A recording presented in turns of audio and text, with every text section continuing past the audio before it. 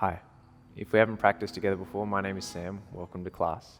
If you're new to yoga, today I want to share with you my top 5 yoga poses to practice in 2021. Now this is an updated version. I did do a top yoga poses for beginners back in 2018, I believe, maybe 2019.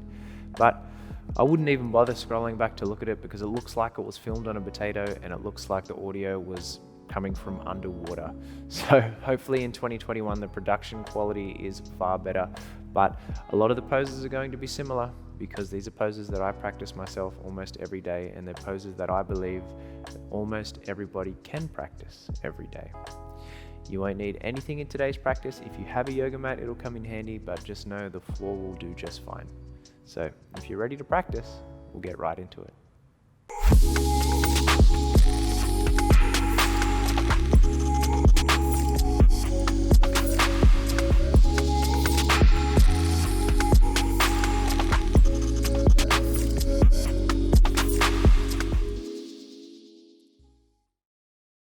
So if we've practiced together before here on the channel, you'll recognize a lot of these shapes because, well, these are poses that I practice nearly every day.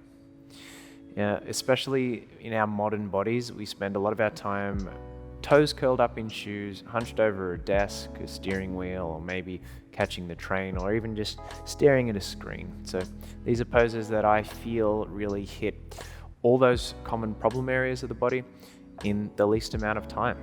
And the first is going to be a toe stand. So simply sitting the hips back on top of the heels and tucking the toes under. Now the reason I find this is so important is because when I teach public classes, I look around the room and I see sheer terror and panic whenever students get into this pose. And for me, it was exactly the same when I first started, but after a while, daily practice, it starts to get easier.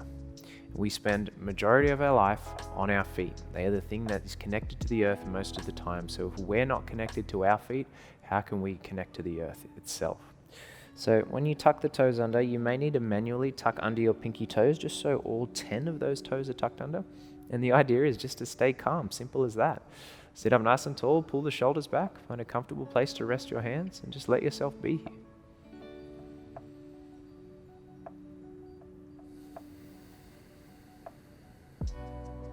Just working to slow down the breathing. Resisting the urge, if you can, to let your bottom rise off your hips or your chest to fall forwards. Instead, sitting the head atop the shoulders atop the hips, just letting yourself be calm.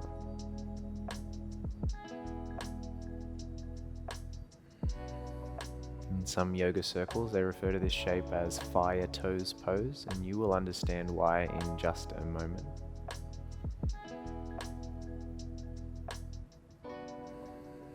Maybe if this is your first experience in the shape, you may just be there for 10, maybe 15 seconds. Then you untuck the toes, give yourself a chance to rest, and then you start again.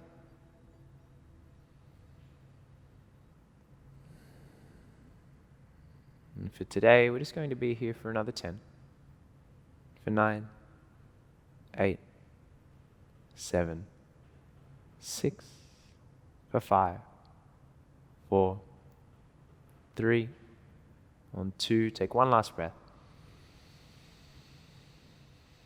Let it out. Then untuck the toes, just sit the hips back on top of the heels. Whew. I want you to let me know in the comment sections below, on a scale of 1 to 10, how much was there a fire burning in your toes? To counteract that shape, just set the fingertips next to your hips, lean back, let the right knee lift for a moment, just stretching the front of the ankle, top of the foot, and finding the same on the left-hand side. So important just to find that opposing stretch. And I'm sorry to tell you, we are going to tuck the toes back under, but it's not to do the same thing, I promise you. We're going to tuck the toes under with the intention of sending the heels back towards the floor. So this shape here is a Malasana, or a yogic squat. More classically, your feet will be wider with your toes turning out, and if that's the space that you need to be in today, fantastic. I much prefer to start with the feet rather narrow, more to get a stretch out through the Achilles and the calves as well. So if you notice here, I have my ribs resting on my thighs, and to start with, especially early in the morning, I quite like to get a little bit hunched and rounded The main reason just to decompress through the spine. So you feel a natural flexion through the lumbar. You could even take your hands to rest on the back of your neck.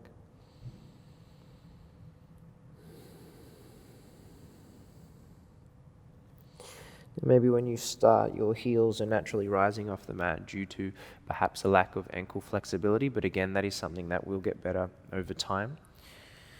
After you're here for a little longer, you can, in fact, shuffle the feet out a little wider.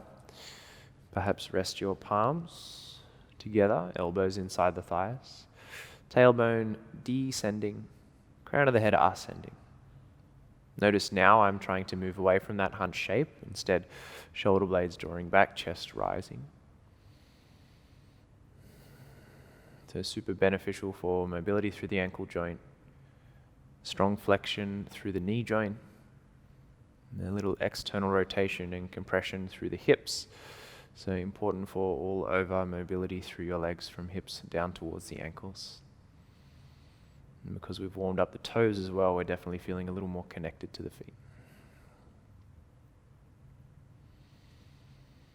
And here for another 10, 9, 8, 7, 6, 5, 4, 3, 2, and on 1. Take your fingertips to the earth. We'll come to my all-time favorite yoga pose, Uttanasana, Ragdoll. So simply folding forward over the thighs. If you had some yoga blocks, you could rest them underneath your hands here.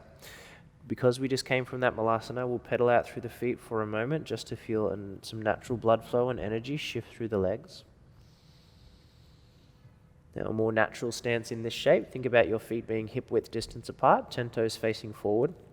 Knees bending enough so you feel your ribcage rest on your thighs, and then allowing your head to drop.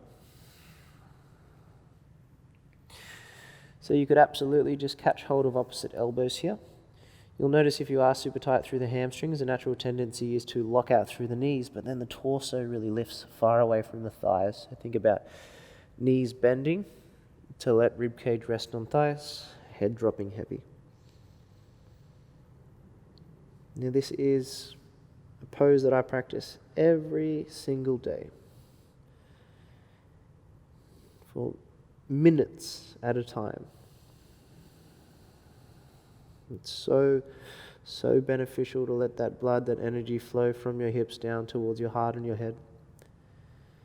To feel length in the back of your legs. Again, that decompression through the spine. And really allows us to understand if we are in fact holding tension through the neck or if we're able to let it go and drop the head heavy. Some days it may take an interlace of the fingers to rest the hands to the back of the head to really make sure that that head is dropping.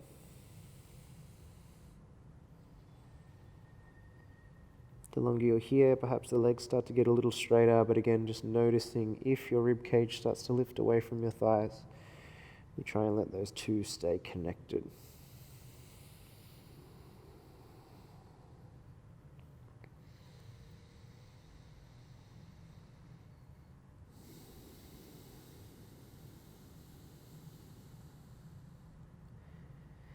You could take any variation with your hands. You could take your hands to the back of your calves, pull yourself down a little more. You could wrap your hands around the back of your knees.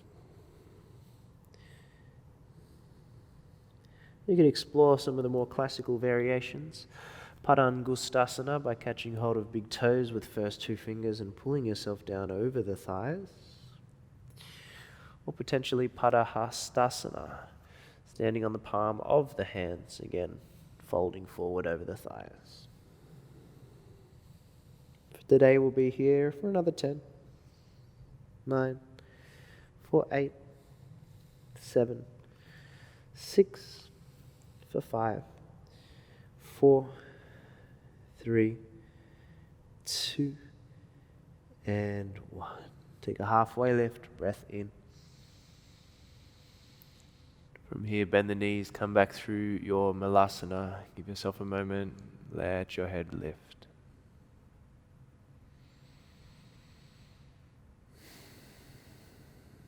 From here, setting hips onto the floor, using hands for support if you need them. we're coming to set up for a reverse tabletop, a shape that is super important because a lot of us humans these days get super bunched up through the chest and shoulders, so we're really going to help to open up here. So I've got my feet set hip width distance apart, 10 toes facing forward. I'm going to set the hands behind the hips, fingers facing either side of the room. From here, I'm going to roll the shoulder blades back towards each other, bend the elbows, lean back slightly. So really hug the elbows in nice and tight, feel the shoulder blades squeeze, and then push through the feet, push through the hands. Begin to lift your hips away from the floor. If you notice when you get there, the knees start to cave forward, or you simply step the feet a little further out in front. Then push, push, push to lift those hips a little bit higher. Imagine the belly button was lifting just as high as your chest and your shoulders. So really broadening through the chest, front of the shoulder down into the bicep as well. Feeling the activation through the glutes, trying to keep the spine nice and long. Perhaps the gaze lifts up to the ceiling, the crown of the head extends to the back wall of the room. And you'll be there for 10, 9, 8, 7, 6, 5, 4, 3, 2, on 1. Sit the hips down nice and low. Start to lower down onto the forearms to lower your back down onto the mat. From here, setting up for a bridge pose. So with your feet underneath your knees, take your arms down alongside the body. A variation that I love to practice in my own personal practice is catching hold of the edges of the mat. If you didn't have a yoga mat, that's completely fine. You can just press your palms into the mat. But the bridge pose, again, is great for giving you that opening through the chest and shoulders and that activation through the legs. So with the feet underneath the knees, drive down through the feet, start to roll the tailbone up, the hips up. If you have a mat, you can grip hold of it to hug the shoulder blades towards each other. Now, as I rise, I'm going to squeeze my inner thighs towards each other. I'm going to try and feel the chest moving back towards the chin, almost imagining I was trying to slide my feet away from me as I pulled my hands towards me. Again, if you don't have a mat, your palms could be flat, or if there was space, you could interlace your hands behind the back. So rather than the knees falling away from each other, let the inner thighs hug towards each other. Let that chest lift. Breathe in deep to the belly. Feel that belly expand. Let's be here for 10, 9, 8, 7, 6, for 5. Press through the feet a little more. For 4, 3, 2, on 1. Release your hands or let go of your mat. Allow your hips to lower. From there, simply cross one ankle over the next. Hug your knees to chest. Allow yourself to rock up towards a seat. So already I know my body is feeling a lot more open, a lot more spacious. We're going to come to one last pose and then just a little twist down on the back afterwards. So this, just like that standing forward fold we did before, Uttanasana, this is again one of my favorite poses, Paschimottanasana. It's a seated forward bend. Important if those hamstrings are really tight to bend the knees as much as you need.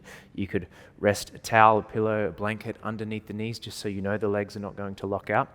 But the idea here is to roll the shoulder blades towards each other, push through the hands to lift the chest up nice and high. Notice I've got the feet flexing towards me, so they're going to stay active. From here, the arms rise up, take an inhale. From the exhale, I tilt forward from the pelvis. I imagine I'm going to rest my rib cage on my thighs. If my feet are there to catch, fantastic. If not, doesn't really matter. Let the hands rest anywhere. The idea here is to let the collarbones broaden and lengthen towards the big toes. So instead of hunching and rounding forward, think about resting the hands on the earth or maybe fingertips. So you are pulling the earth towards you to let the chest rise. So as that chest rises, the shoulder blades descend down the back. We take a breath in. The exhale is when you start to lower again, still working the chest forward, shoulders back. Length through the back of the neck, let the crown of the head reach towards the toes. Definitely a pose to sit in for several minutes. Any variation that works for you. Again, if the feet are there, you can catch hold of them. Fantastic. If you can, you just work to let everything go.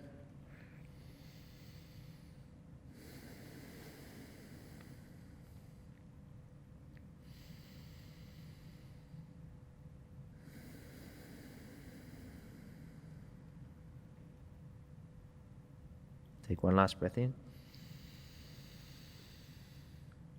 Let it out. And from here, we'll walk our way back up towards a seat. Taking yourself down onto the back now, finishing off with my all-time favorite twist. So as we lower down onto the mat, have the feet set underneath the knees, take the arms out wide to either side, and then shuffle your hips a little off to the right-hand side of your mat, and then cross your right thigh all the way over your left, so there's no space between the thighs. And then the intention is to take both knees off to the left. As we do, I'm going to push through the left foot, lift the hips slightly, and try and tuck, so I fall onto the outside edge of the left hip. As I roll down, the shoulder blades are really going to try and lift up, especially that right shoulder blade. So you may need to wiggle and adjust to try and keep both of the shoulder blades grounded on the mat. And notice if the tendency is to hold the breath. See if you can exhale to let your belly relax.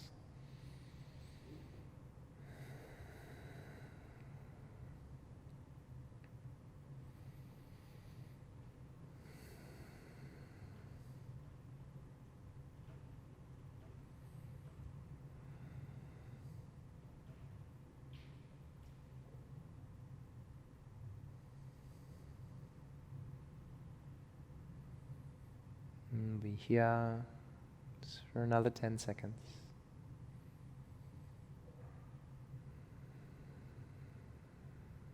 5, 4, 3, 2, 1. Unravel the legs first.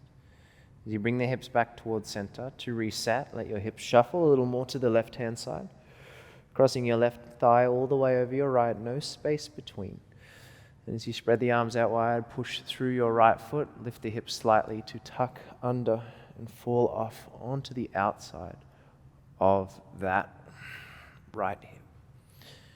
Adjusting as much as you need so both of the shoulder blades work to stay grounded onto the mat.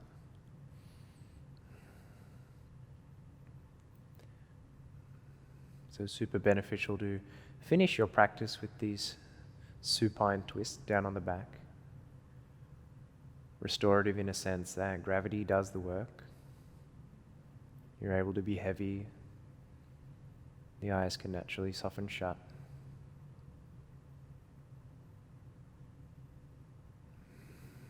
And the breath can start to slow.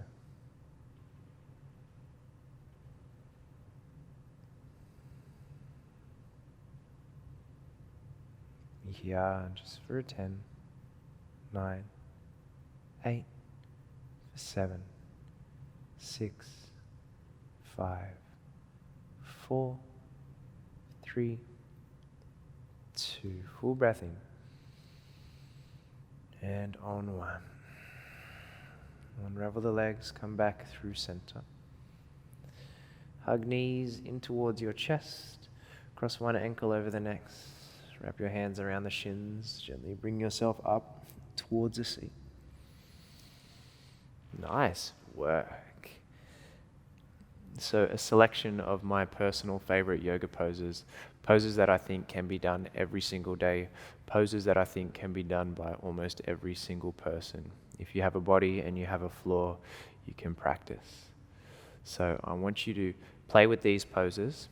Start nice and small. It doesn't have to be long at first, maybe 10, maybe 15 seconds. You work to build from there.